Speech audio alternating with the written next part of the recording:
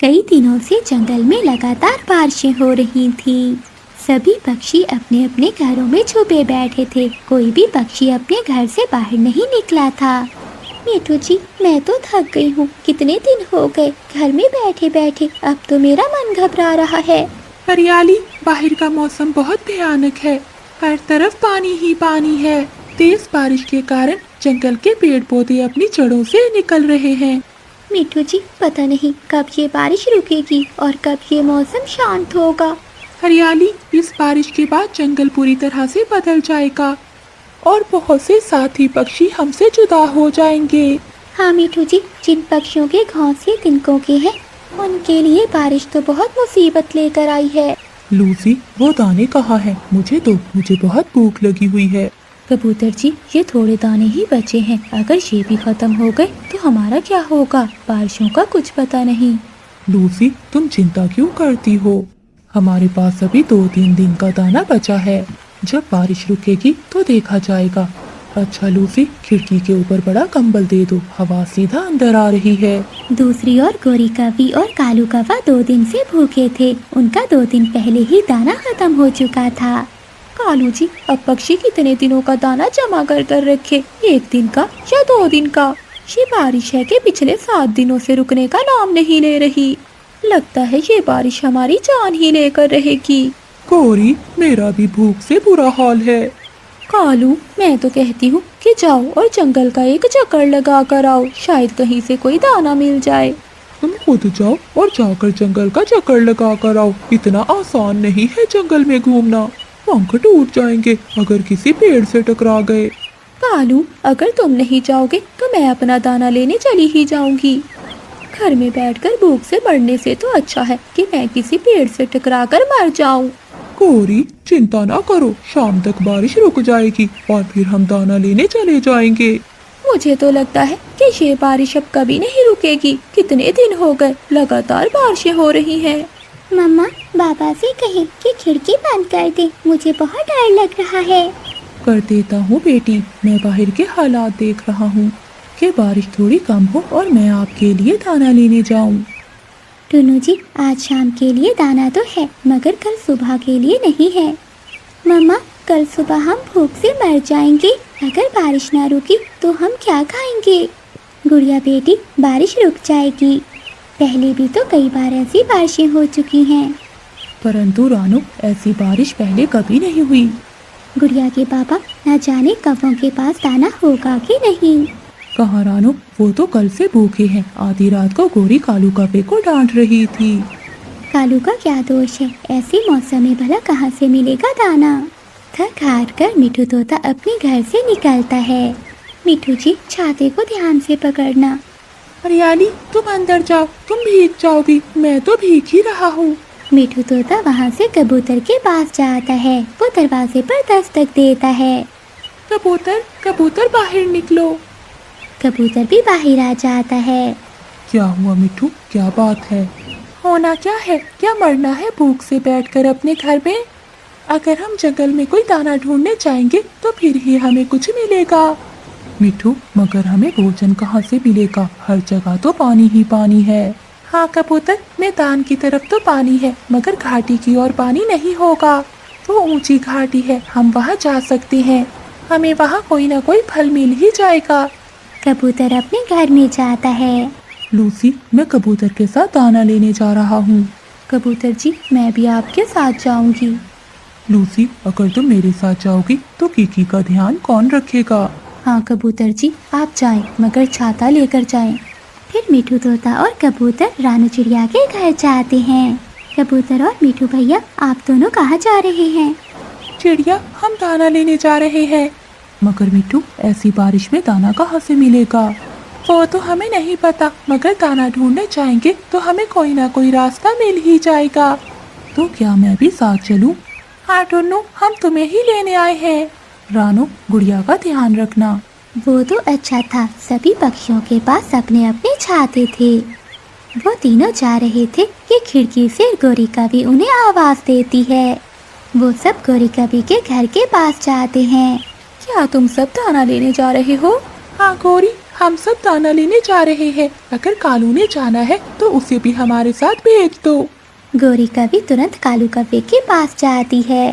कालू, वो सब दाना लेने जा रहे हैं, जाओ तुम भी उनके साथ दाना लेकर आओ। मैं तो नहीं जाऊंगा, भूख से मर जाऊंगा, मगर बाहर ठंड से नहीं मरूंगा। हवा बहुत तेज है, ना बाबा ना। तो ठीक है कालू, मैं जा रही हूँ, मैं तुम्हें एक दाना नहीं दूंगी। ना देना, जाओ जाओ, अपना कमाओ और अपना खाओ। गौरी जल्दी आओ, हम सब बारिश में भीग रहे हैं। मिठू आ रही हूँ।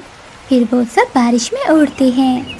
जंगल में बारिश बहुत जोरों पर हो रही थी। वो सब पेड़ों के बीच से निकलते हैं और वो सब पहाड़ों पर पहुंच जाते हैं। घाटी पर ऐसे लग रहा था जैसे बारिश कम हो और बारिश का पानी सारा नीचे जा रहा हो। तोते, हम सब अलग अलग दिशा में जाते हैं और अपने अपने लिए दाना ढूंढते हैं। नहीं गौरी, हम सब एक साथ जाएंगे और सब मिलकर ही दाना ढूंढेंगे। वो सब वहाँ से उड़ते हैं। तभी गौरी कवि की नजर गुफा के पास जाती है। गौरी कवि गुफा के पास देखती है तो उसकी खुशी से चीख निकल जाती है। यहाँ आ जाओ, सब यहाँ आ जाओ। फिर वो सब भी वहाँ आ जाते हैं। गुफा में छोटे छोटे मकई के पौधे थे जिन पर भुट्टे लगे हुए थे। ये तो मैंने पहली बार देखा है, गुफा में मकई। ये पत्थर नहीं बल्कि घाटी की गुफा है जिसमें अनाज उगता है। फिर वो सब अपनी अपनी टोकरियाँ मकई से भर लेते हैं। पक्षियों, मुझे तो अभी तक विश्वास नहीं हो रहा। गौरी, घर से निकले, मेहनत की तो हमें ये भोजन मिल गया। अगर हम घर में बैठे रहते तो हमें कुछ नहीं मिलना था। फिर वो सब अपना अपना भोजन लेकर अपने घरों को लौट जाते हैं। फिर वो सब मिलकर खुशी खुशी मकई के भुट्टे खाते हैं।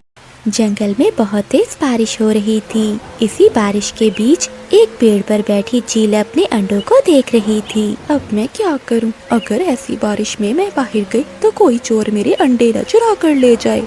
अब तो मुझे इंतजार करना होगा, मगर अगर बारिश न रुकी तो। ऐसे चील अपने अंडों को देखने लगी। थोड़ी देर बाद बारिश थोड़ी कम हो गई। बारिश थोड़ी कम हो गई है, अब मुझे भोजन ढूंढने जाना ही होगा। चील अपने अंडों को घोंसले में छोड़कर भोजन लेने चली जाती है। थोड़ी देर बाद जब वो वापस लौटती है तो उसका घोंसला खाली था। अरे ये कौन मेरे अंडे चुरा कर ले गया? किसमें इतनी हिम्मत है? मैं नहीं छोड़ूंगी उसे। वही रानो चिड़िया और हरियाली तोती बारिश से बचने के लिए एक पेड़ के नीचे छुपी हुई थी। हरियाली बहन, बारिश तो रुकने का नाम नहीं ले रही। अब तो हमें भूख लगी है, लेकिन इस बारिश में बाहर निकलने का जोखिम भी नहीं उठा सकते। हाँ चिड़िया, मैं भी यही सोच रही थी। ऐसी बारिश में अगर हम बाहर गए, भोजन तो क्या, हमें खुद को भी बचाना पड़ेगा। चील घबराते हुए रानो चिड़िया और हरियाली तोती के पास आई। चिड़िया और हरियाली, किसी ने मेरे अंडे चुरा लिए। किसमें इतनी हिम्मत है जो मेरे अंडों को पंख लगाए? चील दी, ये तो बहुत गंभीर मामला है। भला जंगल में किसकी इतनी हिम्मत जो आपके अंडों को पंख लगाए? हाँ चिड़िया, हमें किसी हालत में भी इस चोर का पता लगाना होगा। तभी कबूतर भी वहाँ आ जाता है। चिड़िया, मेरे पास एक बुरी खबर है। मेरे घोंसले से सारे अंडे गायब हो गए। भला ऐसे कौन कर सकता है? ये तो बहुत बुरा हुआ। हमारे जंगल में लगता है कोई बड़ा चोर आ गया है। चिड़िया, हमें हर हाल में इस चोर का पता लगाना चाहिए। फिर रानो चिड़िया और हरियाली तोती ने सोच लिया कि वो इस चोर का पता लगाकर ही रहेंगी। अगले दिन रानो चिड़िया और हरियाली तोती चोर की तलाश में घूम रही थी। वो दोनों कौवों के पास जाती हैं। रानो चिड़िया दरवाजा खटखटाती है। अंदर से कालू कौवा बाहर आता है। कालू कौवे, जंगल में बहुत अजीब हो रहा है। सभी पक्षियों के अंडे चोरी हो रहे हैं। चिड़िया, ये तुम क्या कह रही हो? ये तो बहुत बुरा हुआ। भला हमारे जंगल में किसकी इतनी हिम्मत जो पक्षियों के अंडे चुराए? कालू, तुम्हारी पत्नी कहाँ है? मेरी पत्नी तो अपनी माँ के घर गई है। अच्छा, पहले तो वो कभी नहीं गई, आज उसे क्यों जाना पड़ा? जाओ जाओ, तुम दोनों जाओ यहाँ से, मुझे बहुत नींद आ रही है। कालू कौवा दरवाजा बंद करके अंदर चला जाता है। चिड़िया, मुझे तो इन पति पत्नी पर शक है। ये दोनों मिलकर ही अंडे चुरा रहे होंगे। हाँ हरियाली, ये इन्हीं का काम हो सकता है। इनके अलावा और कोई भी नहीं है जंगल में जो चोरी कर सकता हो। हरियाली, इन्हें पकड़ने के लिए हमें कोई सबूत इकट्ठे करने होंगे। आज से हम कालू कौवे पर नजर रखेंगे। वो दोनों कालू कौवे पर अब नजर रखने लगी थी। कालू कौवा उड़ता हुआ जा रहा था कि उसे एक घोंसला दिखाई देता है जिसमें कुछ अंडे पड़े हुए थे। अरे वाह, मेरी किस्मत तो जाग गई, कोई पक्षी भी घोंसले में नहीं बैठा हुआ। ऐसा कहते हुए कालू कौवा उस घोंसले के पास जाता है। एक पेड़ के पीछे छुपी रानो चिड़िया और हरियाली तोती कालू कौवे को देख रही थी। देखा चिड़िया, मैंने कहा था ना कि यही चोर है। फिर वो दोनों निकलकर कालू कौवे के सामने आ जाती हैं। चोर कहीं के, पकड़े गए ना रंगे परों। तो तुम ही हो वो चोर जो जंगल में पक्षियों के अंडे चुरा रहा है। आज तुम्हें नहीं छोड़ेंगे। चलो चिड़िया, इसे चील के हवाले कर देते हैं।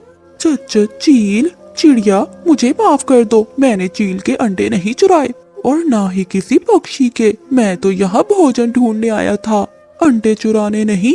अब तो तुम ऐसा ही कहोगे। चोर भी भला कभी मानता है कि उसने चोरी की है। चलो चिड़िया, इसे चील के पास लेकर चलते हैं। फिर वो दोनों कालू कौवे को चील के पास लेकर जाती हैं। दूसरे जंगल में गोरी कौवी अपनी माँ के घर से वापस आ रही थी। वो थक जाती है और एक पेड़ पर बैठ जाती है। तभी गोरी कौवी की नजर मिट्ठू तोते पर पड़ती है जो उस जंगल में आया हुआ था। अरे, ये मिट्ठू तोता यहाँ क्या कर रहा है? भला इसका यहाँ क्या काम? गोरी कौवी मिट्ठू तोते का पीछा करती है। मिट्ठू तोता एक गुफा के अंदर जाता है। अरे, ये मिट्ठू तोता यहाँ क्या कर रहा है? ये तो बाजों की गुफा है। मुझे अभी जाकर जंगल वालों को बताना होगा। फिर गोरी कौवी वहाँ से उड़ती है। चील, यही है चोर जो पक्षियों के अंडे चुरा रहा है। अच्छा, काले कौवे, तेरी इतनी हिम्मत तो तूने मेरे अंडों को पंख लगाए। आज मैं तुझे नहीं छोड़ूंगी। चील कालू कौवे की ओर बढ़ने लगती है तो पीछे से गोरी कौवी आ जाती है। रुको रुको, मेरे कालू को क्यों मार रहे हो? गोरी बहन, आपके पति ने चील के अंडे चुराए हैं और कबूतर के भी। जंगल के सभी पक्षियों के अंडे चुरा रहा है। मुझे तो लगता है ये गोरी भी मुलव्वस है। गोरी ने भी अंडे चुराए होंगे। नहीं नहीं, ऐसा नहीं है। मैंने कोई अंडे नहीं चुराए और ना ही मेरे कालू जी ने। मुझे लगता है कि चोर कोई और है। गोरी, कौन हो सकता है? और हाँ, मिट्ठू तोता ही चोर है। गोरी, ये तुम क्या कह रही हो? मिट्ठू ऐसा नहीं है। चिड़िया, मैंने आज उसे अपनी माँ वाले जंगल में देखा है, एक पोटली के साथ। वो बाजों की गुफा में जा रहा था। भला उसका वहाँ क्या काम? गोरी बहन, क्या आप सच कह रही हैं? हाँ चिड़िया, मैं झूठ क्यों बोलूँगी, मुझे कालू की कसम। आप सब कह रहे, हमें एक बार मिट्ठू से बात कर लेनी चाहिए। शाम को जब मिट्ठू तोता दूसरे जंगल से वापस आता है तो वो पक्षी उसका इंतजार कर रहे थे। मिट्ठू भैया, आप कहाँ गए थे? मम्मा, मैं तो कहीं नहीं गया था। मिट्ठू तोते, झूठ मत बोलिए, बताइए आप कहाँ से आ रहे हैं? हाँ हाँ मिट्ठू बोल, तू तो मेरी माँ वाले जंगल से आ रहा है, मैंने सब देख लिया है। फिर मिट्ठू तोता रोने लग जाता है। मुझे माफ कर दो पक्षियों, मुझे माफ कर दो। मैंने ही सबके अंडे चुराए हैं। मेरे पास कोई और रास्ता नहीं था। मिट्ठू भाई, हमें बताएं, आपने ऐसा क्यों किया? मेरा बेटा जिद कर रहा था कि उसे मीठा फल खाना है जो पहाड़ियों में है।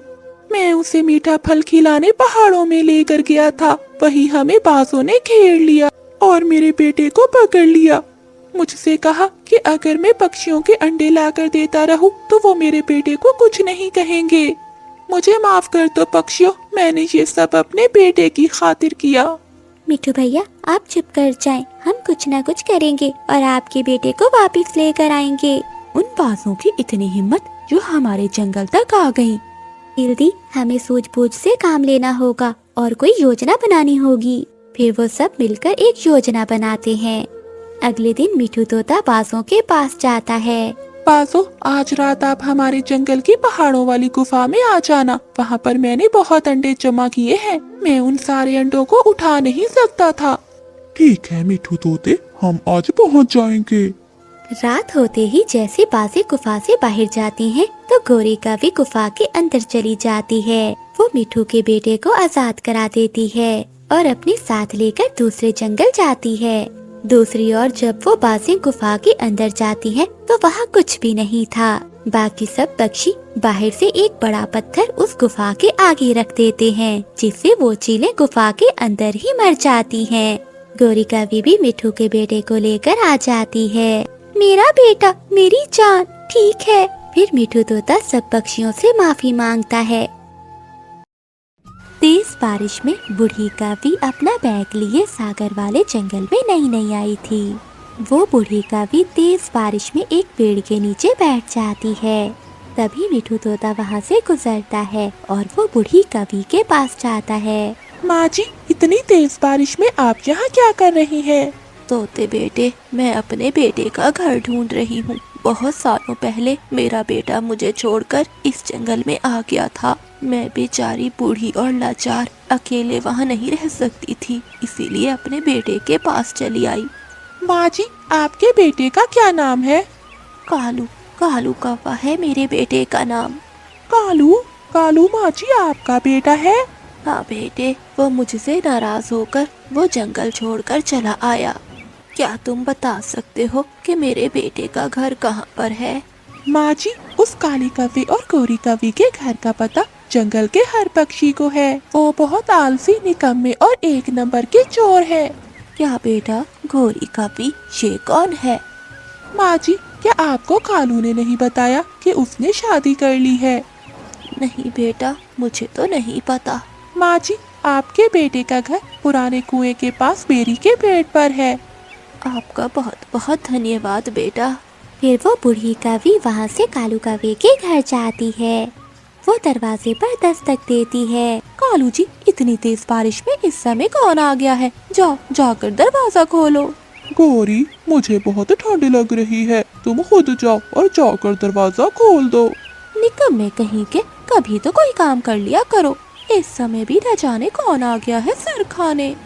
फिर गोरी कावी गुस्से में दरवाजा खोलती है। अरे बुढ़िया, इतनी तेज बारिश में घर में आराम नहीं आता, यहाँ क्या कर रही है? बेटा, क्या ये कालू कौवे का घर है? हाँ, घर तो ये कालू का ही है, मगर बुढ़िया तू तो बता, तुझे कालू से क्या काम है? आवाज सुनकर कालू कौवा भी बाहर आ जाता है। माँ जी, आप यहाँ क्या कर रही हो? क्या ये बुढ़िया तुम्हारी माँ है? फिर कालू कौवा अपनी माँ को अंदर ले जाता है। कालू बेटे, मुझे तुम्हारी बहुत याद सता रही थी, इसलिए मैंने वो जंगल छोड़ दिया और तुम्हारे पास आ गई हूँ। अब मैं हमेशा तुम्हारे साथ ही रहूंगी। क्या हमेशा हमारे साथ रहोगी? बेटे, तुमने शादी कर ली और मुझे बताया तक नहीं। तुम्हें क्या यही काली कौवी मिली थी? इससे तो सुंदर कौवी हमारे जंगल में थी। माँ जी, काली नहीं गोरी, गोरी नाम है मेरा और मैं अपने जंगल की सबसे सुंदर कवि हूँ। हाँ बेटी, वो तो दिख ही रहा है। माँ, ये बैग में क्या लेकर आई हो? कालू, क्या हो सकता है बैग में? 2 जोड़ी कपड़े ही होंगे, वो भी पड़े हुए। फिर वो बूढ़ी कावी वो बैग खोलती है जिसमें बहुत सारे गहने थे। बेटा, ये मेरे कुछ गहने हैं, इन्हें अलमारी में रख दो। गोरी कावी की आंखें तो फटी की फटी ही रह जाती हैं। माँ जी, इतने गहने आपने कहाँ से चोरी कर लिए? काली कौवी चोरी के नहीं है, ये मेरे अपने हैं। ये गहने मुझे कालू के पिता ने बनवा कर दिए थे, मैंने आज तक इसे संभाल कर रखे हुए हैं। फिर कालू की माँ वो सारे गहने अलमारी में रख देती है। अगली सुबह हो जाती है। गोरी कावी अलमारी के पास खड़ी थी। क्या देख रही हो? ये गहने मेरे हैं, हट जाओ यहाँ से, कहीं चुरा तो नहीं लिए? नहीं माँ जी, मैं तो अलमारी की सफाई कर रही थी। सफाई करते करते कहीं मेरे गहनों की सफाई न कर देना। ज्यादा चालाक बनने की कोशिश न करना, मैं जानती हूँ तुम जैसी कवियों को। मेरी अलमारी को पंख मत लगाना। बूढ़ी सासू माँ जी, जब तुम मरोगी तो तब भी ये गहने मेरे ही होंगे। अरे काली कौवी, इतनी आसानी से मैं मरने वाली नहीं हूँ।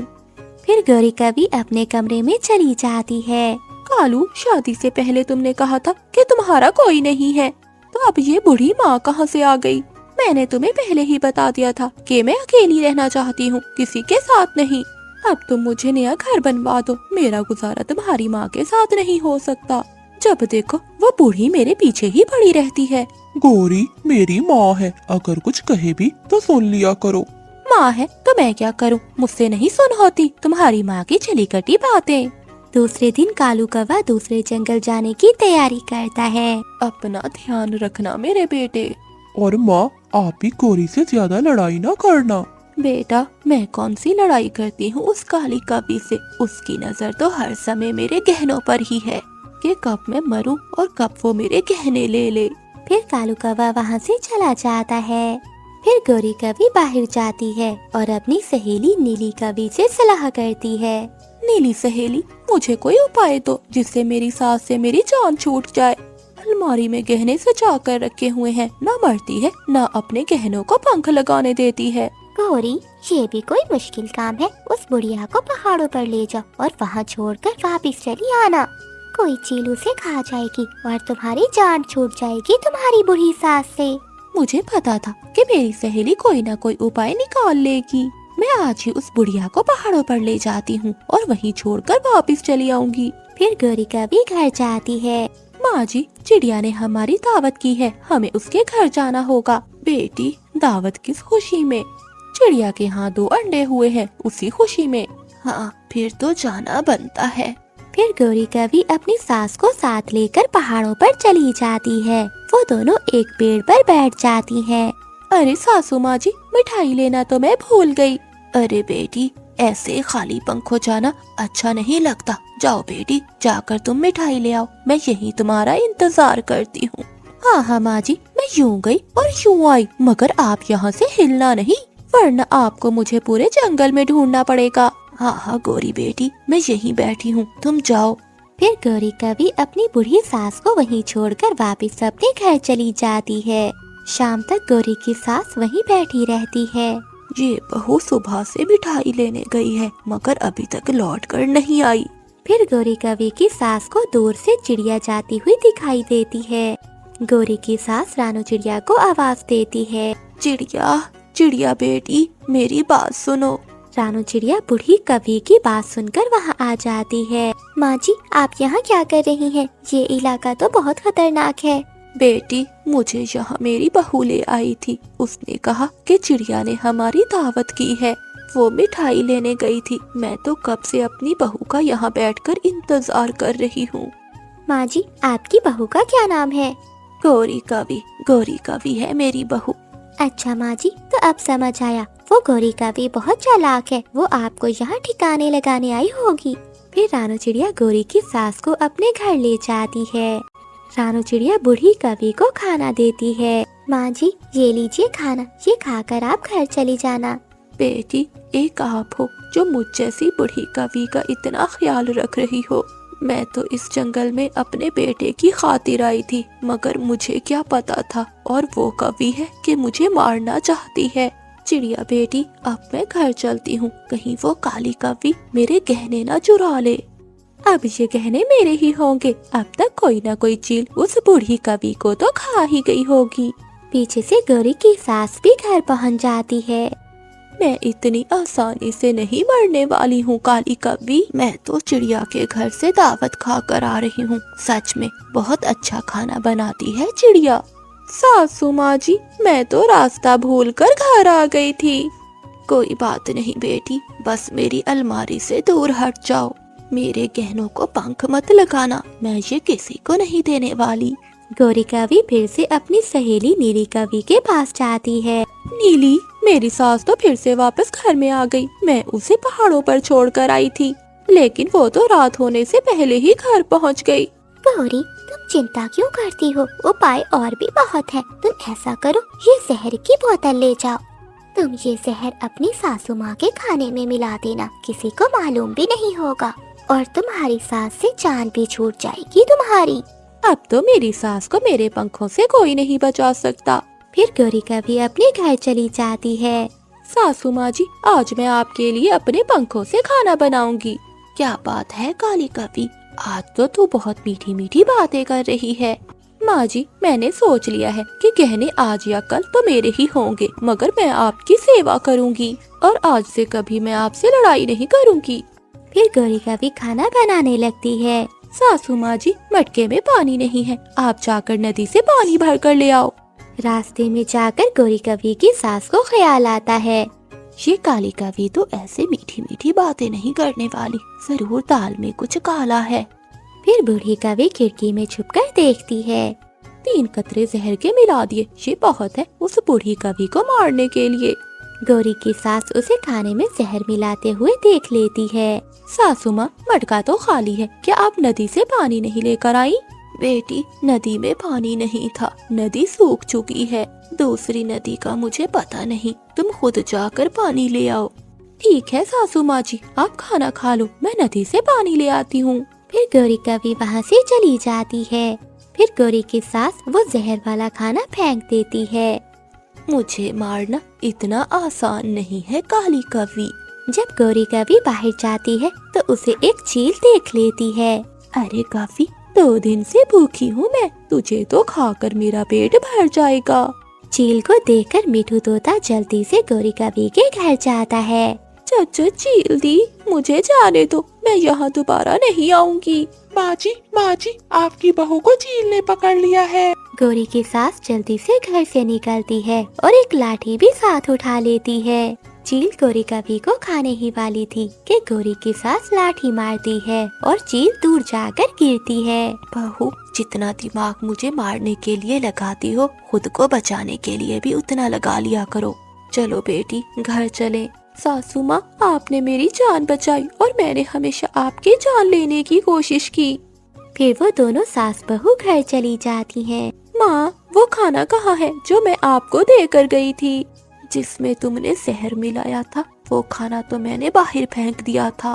सासू माँ, मुझे माफ कर दीजिए, आज के बाद मैं हमेशा आपका कहना मानूंगी और आपका ख्याल रखूंगी। अगर बेटी सच में तुम ऐसा कह रही हो तो जाओ, अलमारी से वो गहने निकाल लो। फिर वो दोनों सास बहू आपस में प्यार से रहने लगती हैं। तेज बारिश में मिठू तोता अपने टूटे हुए घोंसले में बैठा हुआ था। मैंने अपना अमरूद घोंसले में छुपा दिया है, अब किसी चोर को मेरा अमरूद नहीं मिलेगा। फिर मिठू तोता दाना ढूंढने जंगल में चला जाता है। गौरी कवि की नाक बहुत तेज थी। वो अपने घर से निकलती है और थोड़ी दूर जाकर बैठ जाती है और अपना सर ऊपर करके सूंघने लगती है। खुशबू उस साइड से आ रही है, मैं खुशबू के पीछे जा जाकर भोजन ढूंढ ही लूंगी। गौरी कवि फिर से उड़ती है। वो खुशबू के पीछे पीछे मिठू तोते के घोंसले तक पहुंच जाती है। तू जंगल में चाहे जहाँ भी छुपेगा, तुझे तेरी खुशबू से पहचान लूंगी। अगर बंद हो जाएंगी मेरी आंखें, तो तुझे तेरे पत्तों से पहचान लूंगी। मेरा मीठा मीठा अमरूद, मोटी चोंच वाले, तो जहाँ भी इसे छुपा कर रखे, मैं इसे ढूंढ ही लूंगी। गौरी कवि वो अमरूद चुराती है और वहाँ से भाग जाती है। गौरी कवि वो अमरूद अपने घर ले जाती है और अपने घोंसले में रखती है। ये कालू न जाने अब कहाँ चला गया है, मैं अपने पति को ढूंढ कर आती हूँ, फिर हम खाएंगे मीठा मीठा अमरूद। गौरी कवि अपने घर से निकलती है। अब बारिश भी थम चुकी थी। कालू कौवा एक पेड़ के नीचे सो रहा था। लाल सुनहरी मीठा अमरूद, ये किसका है? काश ये मेरा होता, काश ये अमरूद मेरा होता। कालू उठो, क्या दिन में सपने देख रहे हो? लाल पीला मीठा अमरूद तुम्हारा इंतजार कर रहा है। कालू कौवा ये सुनकर फौरन उठ जाता है। मेरा सपना सच हो गया, मैं खाऊंगा मीठा अमरूद, मैं खाऊंगा। कालू कौवा गौरी के साथ घर जाता है। मेरा अमरूद आज फिर चोरी हो गया। मरे वो चोर जो हर रोज मेरा अमरूद चोरी करता है। पेट में दर्द हो उसके जिसने भी मेरा अमरूद चोरी किया है। मिठू तोता अपने घोंसले में बैठकर ऐसे रो रहा था। मिठू तोते को रोता हुआ देखकर कबूतर वहाँ आता है। क्या हुआ मिठू, तुम इतना क्यों रो रहे हो? मेरा अमरूद किसी ने चुरा लिया है। मिठू, तुम्हारा अमरूद भला कौन चुरा सकता है? पता नहीं कबूतर, मैंने चोर को नहीं देखा। मिठू, अब जब भी तुम दाना लेने जाओ तो अपना भोजन घोंसले में ना छुपाना, क्योंकि चोर ने तुम्हारा घोंसला देख लिया है, वो फिर से आएगा। रानू चिड़िया तुम्हारे पास रहती है, तुम उसे जाकर दे आया करो, वो संभाल कर रख लेगी। फिर कबूतर वहाँ से चला जाता है और मिठू तोता भी भोजन की खोज में निकल जाता है। मिठू तोते को किसान के खेत में अमरूद का पेड़ मिल जाता है।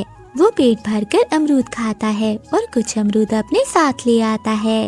रात को मिठू तोता वो अमरूद अपने घोंसले में छुपाकर लेट जाता है। कालू जी, कल तुम चोरी करोगे? गौरी, तुम तो जानती हो तुम्हारी नाक बहुत तेज है। तुम तो भोजन की खुशबू सूंघ लेती हो और भोजन चोरी कर लेती हो, मगर मुझे ऐसा करने में बहुत टाइम लग जाता है। ऐसे वो चोर कौवे बातें करते करते सो जाते हैं। अगली सुबह हो जाती है। मिठू तोता एक अमरूद खा लेता है और बाकी के 2 अमरूद लेकर वो रानू चिड़िया के पास जाता है। मिठू तोता रानू चिड़िया के दरवाजे पर दस्तक देता है। मिठू भैया, क्या हुआ? आज आप सुबह सुबह ही आ गए, सब ठीक तो है ना? चिड़िया बहन, मेरे ये अमरूद अपने घर में छुपा ले, कोई चोर हर रोज मेरे अमरूद चोरी कर लेता है। मिठू भैया, मेरे दरवाजे की कुंडी भी खराब है, लेकिन मैं ये अमरूद अलमारी में छुपा देती हूँ। रानू बहन, ये अमरूद आपके घर में मेरे घोंसले से ज्यादा सुरक्षित रहेगा। फिर मिठू तोता वहाँ से चला जाता है और थोड़ी देर बाद रानू चिड़िया भी भोजन लेने चली जाती है। अरे, आज तो भोजन की खुशबू और दिशा से आ रही है, मगर मिठू का घोंसला तो इस दिशा में है। फिर गौरी कभी खुशबू की दिशा में जाती है। क्या अब ये छोटी चिड़िया भी अमरूद खाने लगी है? छोटी चिड़िया तो जितने भी अमरूद खा ले, मगर बड़ी नहीं होने वाली। चिड़िया के घर का दरवाजा भी तो बंद है। गौरी कभी रानू चिड़िया के दरवाजे को धक्का देती है तो वो खुल जाता है और गौरी कभी सीधी अंदर जाकर गिरती है। मर गई, कम वक्त दरवाजा तो खुला ही था, अभी पंख टूटने लगा था मेरा। फिर गौरी कभी सूंघती हुई अलमारी के पास जाती है। फिर वो दोनों अमरूद निकालकर वहाँ से भाग जाती है। घर जाकर दोनों पति पत्नी पार्टी करते हैं और गीत गाते हुए जंगल की ओर निकल जाते हैं। तू मेरे साथ साथ, मैं तेरे साथ साथ, हम दोनों का है काम। कालू कौवा मेरा नाम, चोरी करना है मेरा काम, चोरी करना है मेरा काम। जब रानू चिड़िया वापस लौटती है तो मिठू तोता रानू चिड़िया का इंतजार कर रहा था। चिड़िया बहन, मैं आपका ही इंतजार कर रहा था। आज मुझे कहीं से भी भोजन नहीं मिला, आप मुझे अमरूद दे दें। हाँ मिठू भैया, आप मेरे साथ आ जाएं और अपने अमरूद ले लें। मिठू भैया, भोजन तो आज मुझे भी नहीं मिला। चिड़िया बहन, मेरा एक अमरूद आप खा लेना और एक मैं खा लूँगा। जब रानू चिड़िया अलमारी खोलती है तो वहाँ एक भी अमरूद नहीं था। मिठू भैया, अलमारी में तो दोनों अमरूद नहीं है। मैं लूट गया, कोई चोर मेरा यहाँ से भी अमरूद चुरा कर ले गया। नहीं छोड़ूंगा, इस बार तो मैं उसे नहीं छोड़ूंगा। मिठू भैया, धीरज रखिए, हमें सोचना होगा कि किस तरह से हम उस चोर को पकड़ सकते हैं। फिर रानू चिड़िया और मिठू तोता उल्लू के पास जाते हैं।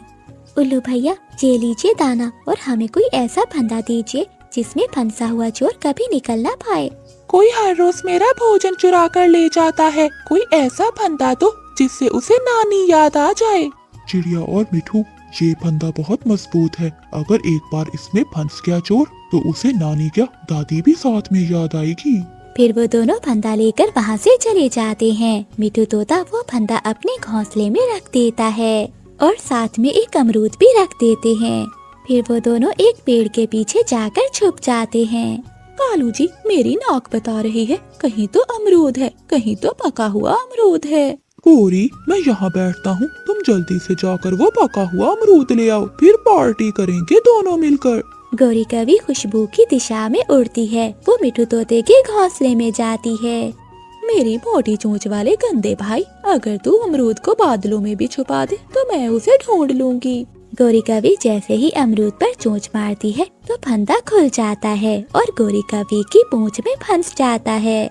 कोई बचाओ मुझे, मेरी पूंछ। फिर मिठू तोता और चिड़िया भी वहाँ आ जाते हैं। फंस गई, काली कभी फंस गई, आज मैं तुझसे सारे अगले पिछले हिसाब बराबर करूँगा। फिर मिठू तोता अपनी तेज चोंच से गौरी कभी को मारने लगता है। गौरी कभी किसी न किसी तरह अपनी जान बचाकर वहाँ से भाग जाती है, मगर उसकी पूंछ टूटकर फंदे में ही रह जाती है। फिर भी गौरी कभी पीछे मुड़कर नहीं देखती। नीली जी, अगर आप मुझे पहले मिल जाती तो मैं उस बूढ़ी कभी से कभी शादी नहीं करता। आप बहुत सुंदर हो नीली जी। आप भी बहुत सुंदर हैं कालू जी। अब जल्दी से मुझसे शादी कर लो और मुझे अपने घर में ले जाओ। नीली, तुम उस गौरी को नहीं जानती, डाइन है वो, पूरी डाइन। वो डाइन मेरे साथ साथ तुम्हें भी खा जाएगी। पहले मुझे उसे ठिकाने लगाना होगा और बाद में ही करूँगा मैं तुमसे शादी। अरे, ये कालू कौवा किससे बातें कर रहा है और वो भी इतने अच्छे मूड में। मुझे गोरी कवि को बताना होगा, कहीं कालू का चक्कर तो नहीं चल रहा इस कवि से। कल मिलोगी ना मेरी जान? पहले बताओ, क्या लाओगे मेरे लिए खाने को? चाचा कबूतर की दुकान से गुलाब जामुन लाऊंगा मैं तुम्हारे लिए। फिर तो मैं थोड़ी थोड़ी चली आऊंगी। बस कालू जी, अब किसी तरह से उस गोरी कवि से जान छुड़ाओ। फिर कालू कौवा और नीली कवि अपने अपने घर के लिए उड़ते हैं। चिड़िया बहन, मुझे भी कई दिनों से कालू पर शक हो रहा था। वो हर रोज नए परफ्यूम लगाकर नदी पर जाता है। गोरी बहन, मैंने दूर से सुना है कालू भैया उस कवि को जान जान कहकर पुकार रहे थे। हाय चिड़िया, मैं तो मर गई। फिर तो बात पक्की होगी। क्या कालू ऐसा कर सकते हैं? वो मुझे धोखा भी दे सकते हैं क्या? मैंने कभी भी ऐसा नहीं सोचा था। गोरी बहन, अभी समय है। अगर कालू ने दूसरी शादी कर ली तो वो तुम्हें घर से निकाल देगा। चिड़िया बहन, मुझे भी गोरी कहते हैं। मैं कालू को कभी दूसरी शादी नहीं करने दूंगी। ठीक है गोरी बहन, अब मैं चलती हूँ। फिर रानू चिड़िया वहाँ से चली जाती है और कालू कौवा भी घर में आ जाता है। कहाँ से आ रहे हो? कभी तो प्यार से बात कर लिया करो, काले मुंह वाली। अगर मैं काली हूँ तो तुम मुझसे भी ज्यादा काले हो। और हाँ, आज के बाद तुम अकेले नदी पर नहीं जाओगे। मैं जाऊंगा, जो करना है कर लो। अब मैं तुमसे नहीं डरने वाला। मुझे क्या करना है क्या नहीं, ये मैं तुमसे नहीं पूछूंगा। अच्छा कालू, मैं कल ही अपने भाइयों को बुलाती हूँ। वो आकर तुम्हें सीधा करेंगे। गोरी के भाइयों का नाम सुनते ही कालू की तो जान निकल जाती है। ना ना गोरी, ऐसा ना करना। मैं वही करूंगा जो तुम कहोगी। नीली, अभी मिशन पूरा हुआ कि नहीं? पति जी, आज रात को उसे कॉल करूंगी कि कल अपनी पत्नी के गहने लेकर आए। मुझे पूरा विश्वास है कि वो बुढ़ा कालू मेरी बात जरूर मानेगा। मैंने उसे पूरी तरह अपने जाल में फंसा लिया है। रात हो जाती है, गोरी कवि सो जाती है। कालू कौवे के फोन की घंटी बजती है। हेलो जान जी, कैसी हो आप? गोरी, आपकी पत्नी सो गई है क्या?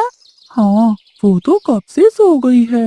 कालू जी, एक काम है आपसे, क्या आप करोगे? हाँ हाँ, मैं अपनी नीली जी के लिए अपनी जान भी दे दूंगा। बताओ नीली जी, क्या काम है? कालू जी, मैंने कल अपनी सहेली की शादी पर जाना है। मेरे पास पहनने के लिए कोई भी गहने नहीं है। क्या तुम मुझे एक दिन के लिए अपनी पत्नी के गहने दे सकते हो?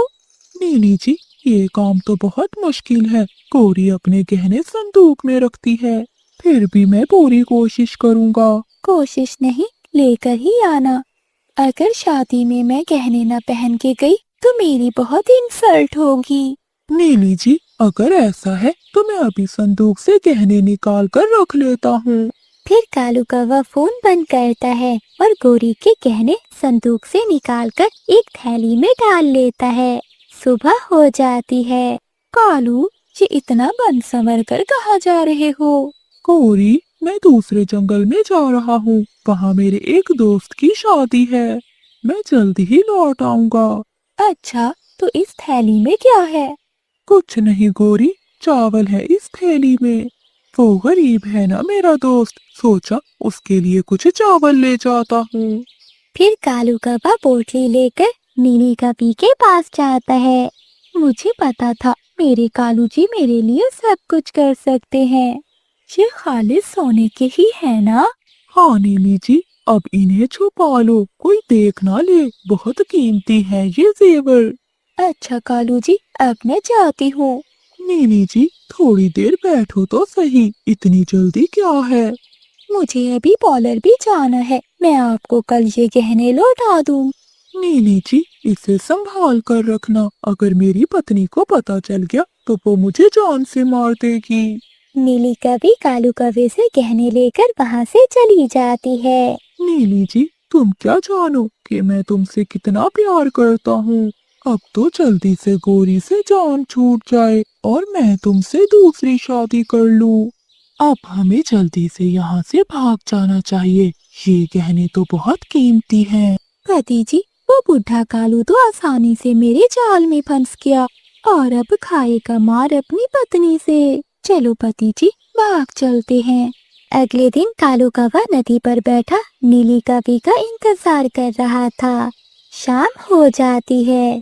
अभी तक नीली जी लौटी नहीं। सब ठीक हो? कहीं नीली जी मुझे धोखा? नहीं नहीं, नीली ऐसा नहीं कर सकती। मेरी नीली जी ऐसा नहीं कर सकती। कालू कौवा नदी पर बैठा सोचता रहता है। गोरी कौवी अपना गहनों वाला संदूक खोलती है। वो अपने गहने ना देखकर रोने लग जाती है। मेरे गहने कहाँ चले गए? कौन ले गया मेरे गहने? कालू कौवा भी घर आ जाता है। कालू जी मेरे गहने नहीं है, मैंने तो यहीं रखे थे संदूक में। गोरी, मुझे तो कुछ पता नहीं है। शायद तुम भूल रही होगी। अच्छे से याद करो। कहीं और ही रखे होंगे तुमने अपने गहने। मैंने अपने गहने यहीं रखे थे, मुझे सब अच्छे से याद है। कालू मुझे सीधे से बता दो, कहीं तुमने तो उठाकर नहीं दे दिए किसी को? गोरी, मुझ पर शक ना करो, मैं कुछ नहीं जानता। कालू कौवा गोरी से ऐसे झूठ बोलता है। अगले दिन कालू कौवा पक्षियों से पूछता हुआ उस जगह जाता है जहाँ नीली कौवी रहती थी। बुलबुल बहन, यहाँ एक नीली नाम की कौवी रहती थी। तुमने उसे देखा है? वो कहाँ गई है? क्या नीली कौवी? वो तो सागर वाले जंगल में चोरी करते हुए पकड़ी गई है। नीली और उसका पति एक नंबर के पक्के चोर हैं। पति का तो सुनकर कालू कौवे की सांस ही रुक जाती है। क्या नीली कौवी का पति भी है? हाँ कालू, तो और नहीं, तुमसे जवान है उसका पति। नीली, तुमने मुझे धोखा दिया, मेरे प्यार का मजाक उड़ाया और मेरी पत्नी के गहने भी लेकर भाग गई। तुमने ऐसा क्यों किया मेरे साथ? गोरी कौवी आज अपने पति कालू के पीछे पीछे थी। वो छुपकर कालू कौवे को देख रही थी और उसकी सारी बातें सुन रही थी। कालू, मुझे सब पता चल गया है। धोखा नीली ने नहीं बल्कि तुमने किया है मेरे साथ। इस उम्र में तुमने मेरे साथ धोखा किया है, मैं तुम्हें कभी माफ नहीं करूंगी। मैं अभी अपने भाइयों के पास जा रही हूँ। गोरी, मुझे माफ कर दो, मैं भूल गया था। मैं दोबारा ऐसा कभी नहीं करूँगा। कालू, तुमने मेरे सारे गहने उस कौवी को दे दिए। गोरी, मैं तुम्हारे गहने वापस लेकर आऊंगा। अगर उस कवि ने मुझे धोखा दिया है तो मैं भी उसे नहीं छोड़ूंगा। चलो हम चिड़िया के पास चलते हैं। कालू भैया, इसमें गलती तो आपकी है। गोरी के होते हुए आप इस उम्र में दूसरों से इश्क लड़ाते फिर रहे हो। चिड़िया बहन, मुझे माफ कर दो। बस आप किसी तरह गोरी के गहने ढूंढने में हमारी मदद करो। चिड़िया बहन, वो गहने मेरी माँ की आखिरी निशानी थे। अगर मेरे गहने ना मिले तो मैं कालू को कभी माफ नहीं करूंगी। कालू भैया, चलो दूसरे जंगल में। वो क्यों चिड़िया? क्योंकि नीली कभी गहने बेचने के लिए सुनार तोते के पास जाएगी। हम उसे वहाँ पर पकड़ लेंगे। फिर वो सब दूसरे जंगल जाते हैं। नीली, अब हम ये गहने बेचकर अपना नया घर बनाएंगे। हाँ पति जी, फिर से किसी कालू की तलाश में जाएंगे। हाँ पत्नी, जब तक कालू जैसे बेवकूफ है हमारा धंधा चलता रहेगा। फिर वो दोनों गहने बेचने चले जाते हैं। ये गहने तो असली हैं। मिठू भैया, अब जल्दी से हमें पैसे दे दो, हमें किसी काम से जल्दी जाना है। तभी रानू चिड़िया और कौवा भी वहाँ आ जाते हैं। ये कभी चोरनी है, ये चोर है, ये गहने मेरे हैं। कालू कौवे को देखकर नीली कौवी और उसका पति डर जाते हैं। अच्छा, तो मैं अभी पुलिस को बुलाता हूँ। पति जी, हम पकड़े गए हैं, हमें माफ कर दो कालू, हम यहाँ से दूर चले जाएंगे। कालू भैया, चलो यहाँ से, फिर से कभी ऐसी कवि की जाल में ना फंस जाना। फिर वो गहने लेकर वापिस आ जाते हैं। कालू कौवा सुधर जाता है और वो अपनी पत्नी गोरी से बहुत प्यार करने लगता है।